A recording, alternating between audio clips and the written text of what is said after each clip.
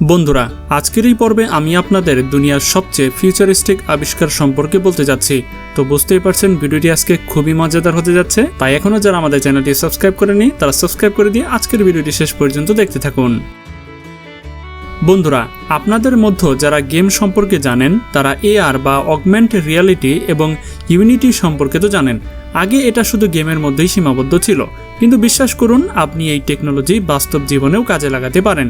শুনতে অবাস্তব লাগলেও এই সিস্টেমটি দেখুন, যার সাহায্যে আপনি এমন ডিসপ্লে দেখতে পাবেন যা ব্যবহার করে আপনি খুব সহজেই গাড়ি চালাতে পারেন। এটি বিশেষভাবে গাড়ির জন্য ডিজাইন করা হয়েছে। এই সিস্টেমটি গাড়ির উইন্ড স্ক্রিনে লাগানো থাকে। আপনি এটাকে নিজের প্রয়োজন মতো কাস্টমাইজ করতে পারেন।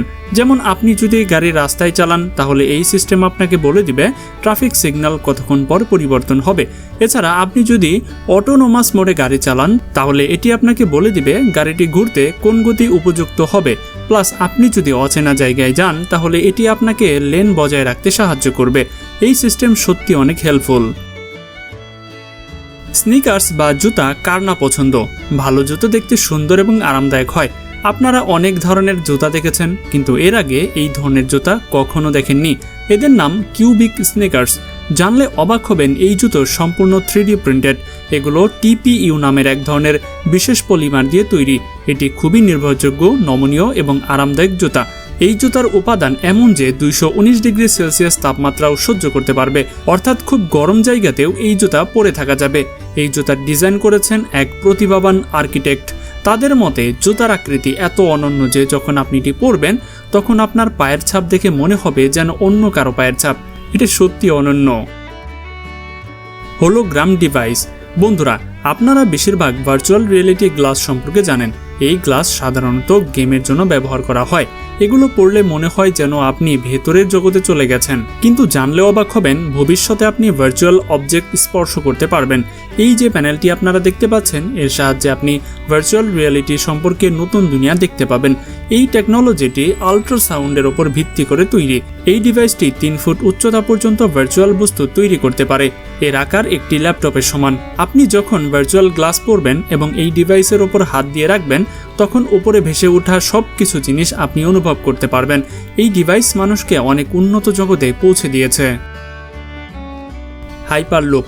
বন্ধুরা, আমরা সবাই জানি যে এয়ার ট্রাভেল বিশ্বের সবচেয়ে নিরাপদ এবং দ্রুততম পরিবহন মাধ্যম। এর সাহায্যে দিনের যাত্রা ঘন্টায় শেষ করা যায়। কিন্তু আপনি কি জানেন জাপানের বিজ্ঞানীরা এমন একটি বিমান তৈরি করেছেন যা 1 ঘন্টার রাস্তা 15 মিনিটে শেষ করে দেবে?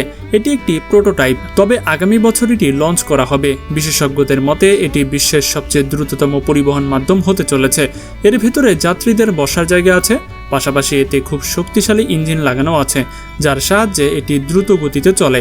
মজার ব্যাপার হচ্ছে এই বিমান উলম্বভাবে ওঠে এবং নামে, তাই রানওয়ের প্রয়োজন হয় না।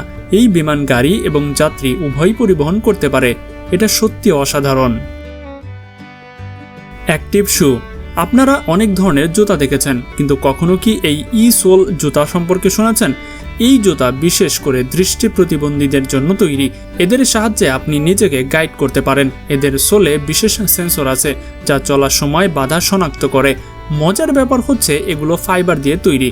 আপনি এগুলো অন্য জুতার উপরেও পরতে পারেন। Wearable device. আপনি এই ডিভাইসটি দেখছেন। দেখতে ছোট হলেও এটি আসলে একটি পূর্ণাঙ্গ ডিভাইস। এটি একটি কিপ্যাড যা আপনি হাতের উপরে রাখতে পারেন। এটির জন্য আলাদা কিবোর্ডের প্রয়োজন হয় না।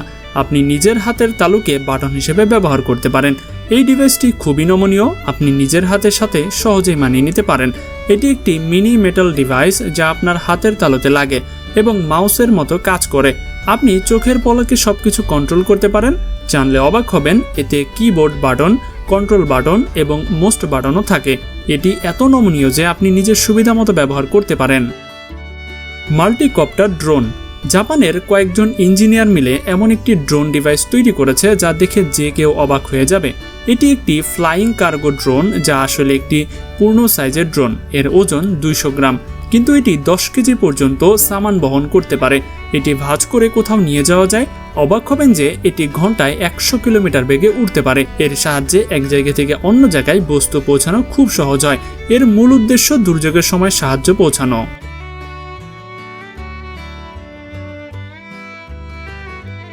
ট্যাঙ্কো পাওয়ার। বন্ধুরা, বিদ্যুৎ আমাদের জীবনের মৌলিক চাহিদা হয়ে দাঁড়িয়েছে, কিন্তু দুনিয়ার অনেক জায়গায় লোডশেডিং বড় সমস্যা। সেক্ষেত্রে মানুষ ইনভার্টার ব্যবহার করে, কিন্তু সেগুলো 20 মিনিট বা কিছুক্ষণ পর ব্যাটারি শেষ হয়ে যায়। আমেরিকান ইঞ্জিনিয়াররা এর সমাধান বের করেছেন। এই ডিভাইসটি ঘরের ভেতরে এবং বাইরে ব্যবহার করা বিদ্যুৎ পাওয়া যায়। এতে বিশেষ ধরনের ব্যাটারি আছে যা আপনার ঘরের প্রায় সব জিনিসে বিদ্যুৎ দিতে পারে। এর সাহায্যে আপনার ফোন চার্জ করতে পারেন, ফ্যান ঘন্টার পর ঘন্টা চালাতে পারেন। এটি সোলার সিস্টেমের মাধ্যমেও চার্জ দেওয়া যায়। লোডশেডিংয়ের সময় এটি খুব বেশি কার্যকর। পেট্রোল বা টাচপ্যাড। কম্পিউটার মাউস ছাড়া অসম্পূর্ণ, কিন্তু আপনি যদি মাউস ছাড়াই কম্পিউটার চালাতে পারেন তাহলে কেমন হতে পারে? এই যে পিনটি আপনারা দেখছেন, এর সাহায্যে আপনি আপনার কম্পিউটার, ল্যাপটপ পরিচালনা করতে পারেন কোনো ধরনের মাউস ব্যবহার করা ছাড়াই। এটি পরিধানযোগ্য ডিভাইস। এটি আপনার বুড়ো আঙ্গুলে পরিণত হবে। এরপর আপনি যখন বুড়ো আঙ্গুল নাড়াবেন তখন মাউসে যেভাবে কাজ করতে পারেন ঠিক সেইভাবে কাজ করতে পারবেন। আপনি ক্লিক করতে পারবেন, স্ক্রল করতে পারবেন, পুরো কম্পিউটার পরিচালনা করতে পারবেন। এটি ওয়াটার রেজিস্ট্যান্ট এবং রিচার্জেবল। এই টেকনোলজি ভবিষ্যতে ব্যবহারের জন্য তৈরি। আধুনিক যুগে কনস্ট্রাকশনের কাজ আর কঠিন নেই। বিজ্ঞানীরা এমন ডিভাইস বানিয়ে ফেলেছে যার মাধ্যমে মানুষ কায়িক শ্রম ছাড়াই কাজ করতে পারে।